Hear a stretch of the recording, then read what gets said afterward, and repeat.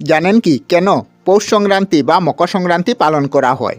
মকর সংক্রান্তিতে পিতামা বিশ্ব সরসজ্জায় ইচ্ছা মৃত্যু গ্রহণ করেছিলেন। আবার শোনা যায় সূর্যদেব এই দিন নিজের ছেলে মকর রাশির অধিপতি শনিদেবের বাড়ি 1 মাসের জন্য গিয়েছিলেন। আবার নূতন ফসল তোলার উৎসবে মকর সংক্রান্তির দিনে সূর্য দক্ষিণায়ন শেষে উত্তরায়ণ পালিত হয়। মকর সংক্রান্তি, এখানে সংক্রান্তির অর্থ গমন করা। নিজের কক্ষপথ থেকে সূর্য মকর রাশিতে প্রবেশ করাকে সংক্রান্তি বলা হয়। শুভ কাজগুলো কিন্তু এই দিন থেকেই শুরু হয়। তাছাড়াও শোনা যায় এই বিশেষ দিনে দেবতাদের সাথে অসুরদের যুদ্ধ শেষ হয়েছিল।